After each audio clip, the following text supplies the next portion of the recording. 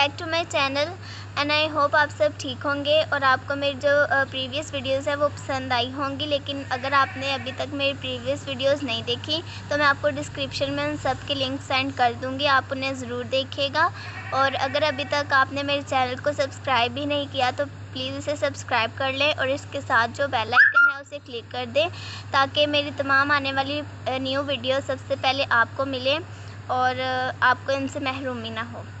तो आज की जो मेरी वीडियो है वो फ़र्स्ट ईयर के उर्दू के पेपर की टेम्पटेशन है कि जो फ़र्स्ट ईयर के उर्दू का पेपर है वो कितने मार्क्स का होता है, उसके मार्क्स की डिवीज़न किस तरह से है और कितनी लेंथ होनी चाहिए हर क्वेश्चन की, तो आप किस तरह से अच्छे मार्क्स जो हैं वो गेन कर सकते हैं। तो इस पर मैंने वीडियो बनाई है, आप इसे आखिर तक ज़रूर देखिएगा और इसे लाइक भी कीजिएगा। Let's start our video. सबसे पहले जो हमारा फर्स्ट ईयर में उर्दू का पेपर होता है वो 100 मार्क्स का होता है। उसमें से जो 20 नंबर की होती है वो मारूज़ी तर्ज यानी एमसीक्यूज़ उनमें होते हैं, उसमें से सबक में से एमसीक्यू दिए जाते हैं और बाकी शेरी इस्तिलाहात होती हैं और अदबी इस्तिलाहात होती हैं और तज़कीर व तनीस यानी मुज़क्कर मुअन्नस होते हैं। तो वो आपने अटैम्प्ट करने होते हैं, उसे आप अच्छी तरह से अगर उस एक्सरसाइज सबकी सॉल्व कर दें तो आपके वो 20 मार्क्स जो है वो पक्के हो जाते हैं। अगर आप सबक को अच्छी तरह से पढ़ते हैं, उनके एमसीक्यूज़ उन सब कुछ याद करते हैं तो वो आपके 20 मार्क्स जो है वो पक्के हो जाते हैं। उसके बाद हमारे पास आती है इंशाइया तर्ज।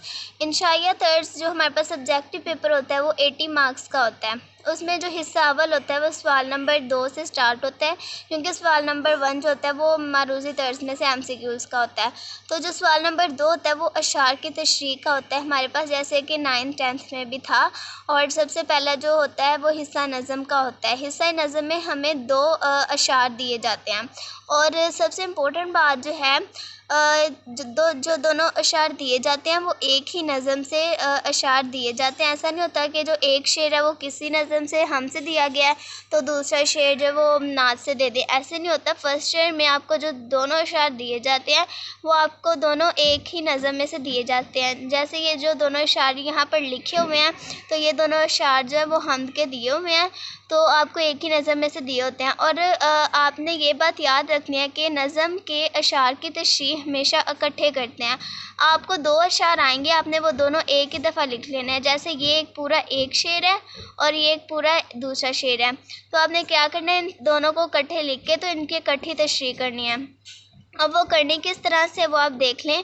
सबसे पहले तो अशार की तशरीह, हिस्सा नज़म और शेर नंबर 1 और 2 आपने लिख दिया, इनको इकट्ठे आप लिख दें डॉटेड लाइन से। पहले शेर का हाफ और फिर दूसरे शेर को लिख दें। उसके बाद आपने क्या करना है, आपने लिखना होता है नज़म का उन्वान और शायर का नाम।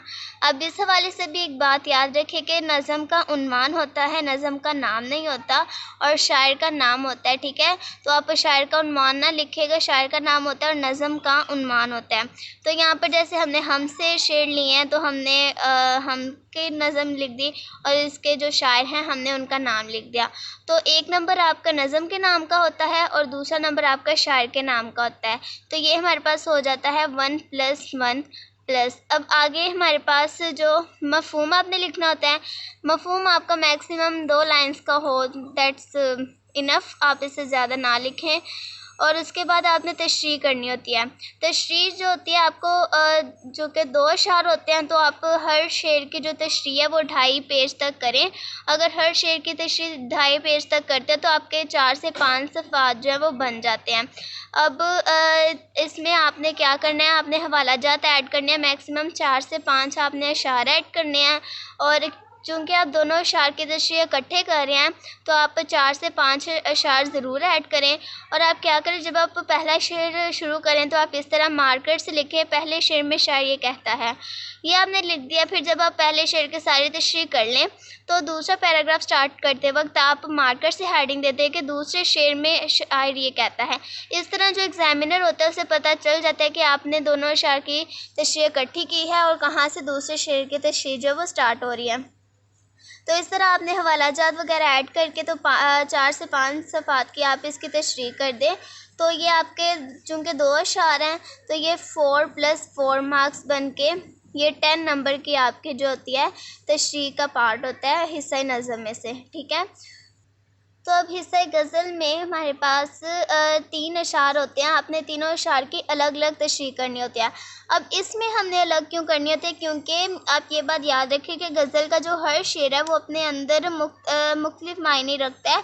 उसके किसी भी शेर की तशरीह एक जैसी नहीं होती, हर शेर की तशरीह अलग तरह से होती है।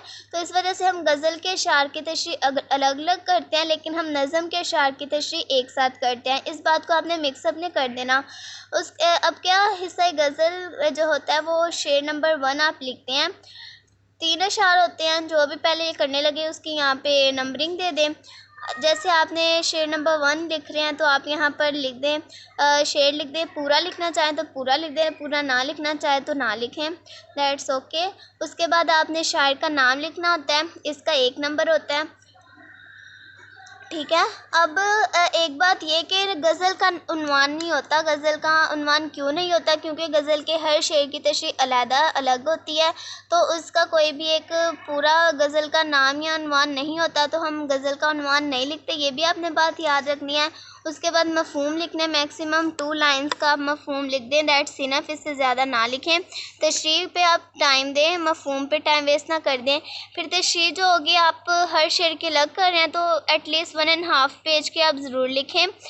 1.5 से 2 पेज की तशरीह ज़रूर करें। अगर आप इस तरह तशरीह करेंगे तो तीनों अशार की तशरीह 5 से 6 सफ़ात की हो जाएगी, तो आप बहुत अच्छा स्कोर जो है, बहुत अच्छे मार्क्स जो हैं वो गेन कर सकते हैं।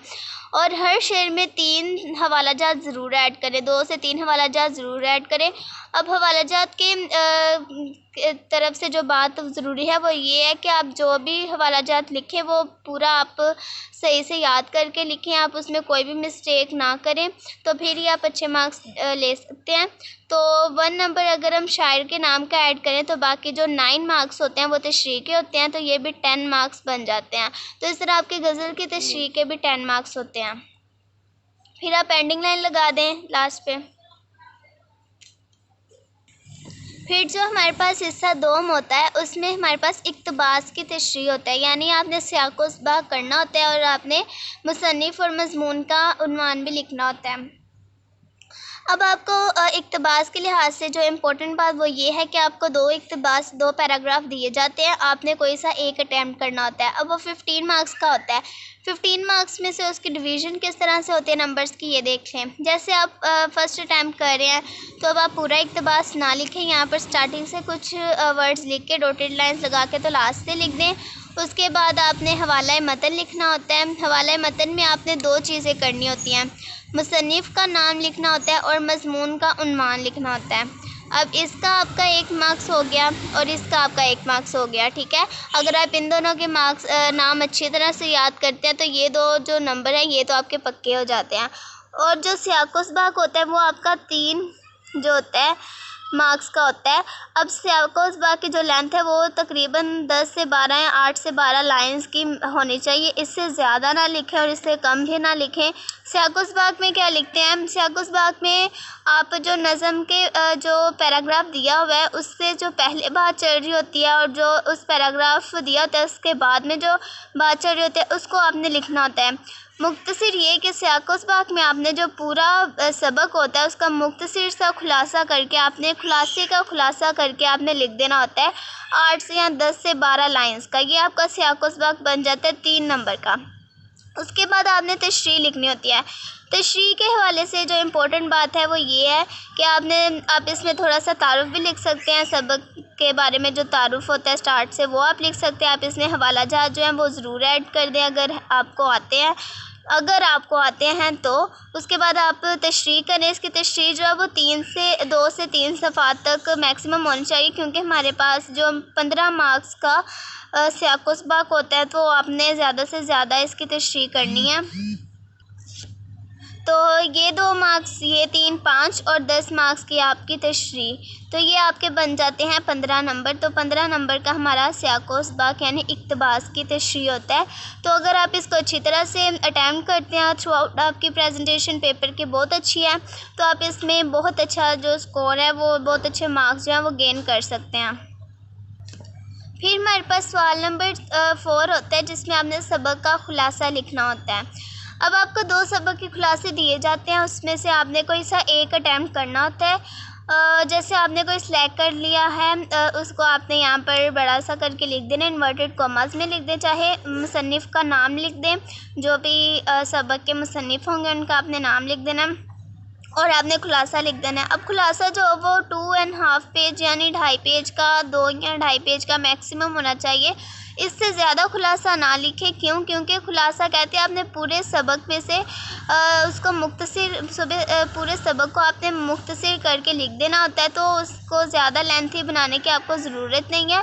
और खुलासे में ये बात याद रखिए कि सबक में, टेक्स्ट बुक में जिस तरह से उसके पॉइंट्स दिए हों, जो वाक़या पहले हो, जो बात पहले की गई हो, उसे पहले ही लिखें, कोई बात आगे पीछे ना कर दे, तो ये जो होता है नंबर इससे डिडक्ट हो जाते हैं।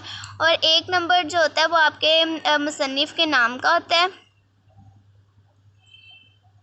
वैसे पूरे ओवरऑल पूरे मार्क्स का हमारे पास खुलासा होता है 5 मार्क्स का, ठीक है। ये आपके 5 नंबर का खुलासा हो गया। और इसमें हवालाजात भी ऐड ना करें, क्योंकि हमने खुलासा लिखना है तो आप हवालाजात ऐड करेंगे तो ये अच्छा इंप्रेशन नहीं पड़ता एग्ज़ामिनर पे। 5 नंबर का आपका ये खुलासा हो गया। इसमें भी आप अच्छा स्कोर जो है वो गेन कर सकते हैं और बाद में एंडिंग लाइन लगा दें। उसके बाद हमारे पास सवाल नंबर 5 जो होता है उसमें आपने नज़म का खुलासा लिखना होता है। इसमें भी आप पहले शायर का नाम लिख दें, अगर आपको शायर का नाम आता है तो जैसे आप कोई भी नज़म, जिस नज़म का आपको आया उस नज़म का नाम लिखें और उसका खुलासा शुरू कर दें। खुलासा लिखने से पहले आप शायर का नाम लिखें, जो भी उसके शायर हैं उनका नाम लिखें।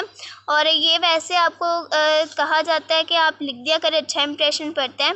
उसके बाद आपने नज़म का खुलासा लिखना होता है, जो 10 से 12 लाइन्स आपकी मैक्सिमम जो होनी चाहिए। नज़म का खुलासा है तो ये कम ही होता है, क्योंकि नज़म खुद छोटी होती है, तो उसको आपने खुलासे में पूरी नज़म को जो है वो थोड़ा सा मुख्तसर करके बयान करना होता है, तो वो 10 से 12 लाइन्स होती हैं वो ठीक होती हैं। फिर एंडिंग लाइन लगा दें।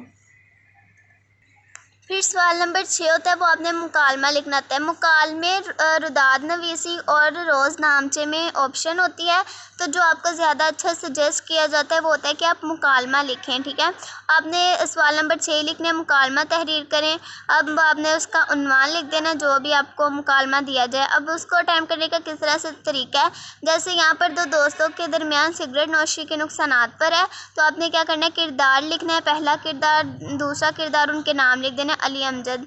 ये याद रखना है कि जो आप नाम सेलेक्ट करें वो आम कॉमन से नेम हो, जो कि रोज़ाना जो कि आम रूटीन में हम इस्तेमाल करते हैं वो नेम्स हों। उसके बाद आपने मंजर लिखना है कि जैसे 2 दोस्त हैं स्कूल की कैंटीन में बैठकर सिगरेट नोशी के बारे में गुफ्तगू करते हैं, ये आपने मंजर बयान कर दिया। फिर आपने नीचे से मुकालमा स्टार्ट कर देना। मुकालमा हमें ऐसे ही स्टार्ट होगा, अस्सलामु अलैकुम और वालेकुम अस्सलाम से। आपने क्या करना है, अली यानी पहला किरदार जो है आपने नाम लिखना है और फिर ये राब्ता की इलामत लगानी है, सब में राब्ता की इलामत, और ये लाइन वाइज लगानी है। और आपने ये ख्याल रखना है कि एक ही लाइन में नाम लिखें सबके, जो दोनों किरदार हैं एक ही लाइन में ये इलामत लगाएं, और एक ही लाइन, एक ही सीक्वेंस से जो है वो आप जो भी बात स्टार्ट करें उस तरह से लिखें।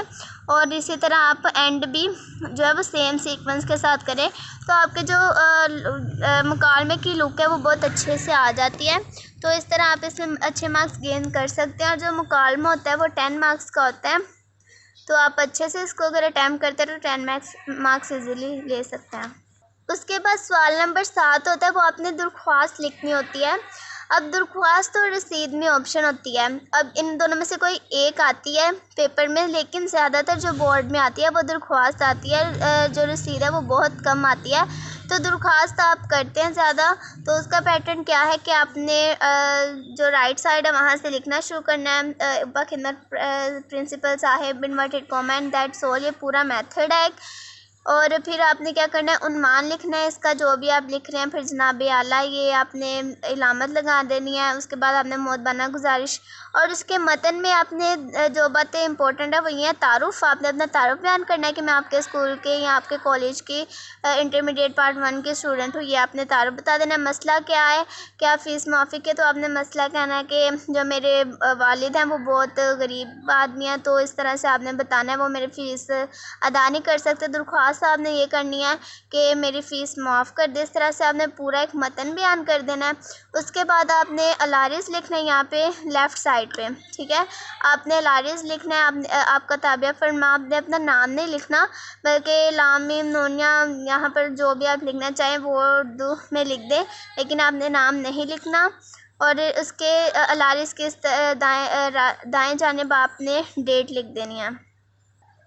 फिर आपने एंडिंग लाइन लगा देनी है। फिर आपका सवाल नंबर जो 8 है उसमें तलखीस निगारी आपने करनी होता है। ये आपका लास्ट सवाल होता है और तलखीस का मतलब होता है आपको एक पैराग्राफ दिया जाता है, आपने उसको मुख्तसर करके लिखना होता है उस पैराग्राफ को ईज़ी अल्फाज में। और इसका तरीका क्या, जैसे आपको एक पैराग्राफ दिया गया, आप उसका शुरू से और एंड से कुछ लिख दें, वर्ड शुरू से वर्ड लिख दें एंड से, और बाद में डॉटेड लाइन से शो कर दें। फिर आप क्या करें, तलखीस यहाँ पर लिखें और उसकी तलखीस कर दें। जो पैराग्राफ होगा उसका आपने तीसरा हिस्सा लिखना होता है, उसको मुख्तसर करके, यानी 2 से 3 लाइनों का ये बनेगा। तो ये आपने 2 से 3 लाइन्स के इसको मुख्तसर करके ईजी अल्फाज में उसी पैराग्राफ को लिख देना होता है, ठीक है। और फिर इसके बाद इसके मार्क्स होते हैं 8, जो आप तलखीस करते हैं इसके 8 मार्क्स होते हैं। जो उसके मुनासिब उन्वान आप लिखते हैं उनके 2 मार्क्स होते हैं। अब उन्वान जो होता है वो आप एक उन्वान ना लिखें, मैक्सिमम आप 1, 2 या 3 उन्वान लिखें, ताकि अगर एक गलत हो जाए तो आप दूसरा या तीसरा जो लिखें वो आपका ठीक हो जाए। उन्वान को आप दिए गए पैराग्राफ से समझ कर लिखते हैं कि जो पैराग्राफ दिए इसके साथ कौन सा उन्वान मैच कर रहा है, ठीक है। इस तरह से आपकी तलखीस निगारी भी कंप्लीट हो जाती है। एंडिंग लाइन लगा दें और ये भी 10 मार्क्स की होती है। इस तरह जो है आप मैक्सिमम स्कोर कर सकते हैं उर्दू के मार्क्स में, और आप अच्छे नंबर गेन कर सकते हैं। अगर आपको वीडियो पसंद आई हो तो प्लीज़ लाइक ज़रूर करेगा और सब्सक्राइब भी कर दे अगर आपने अभी तक चैनल को नहीं किया। Thank you, bye bye.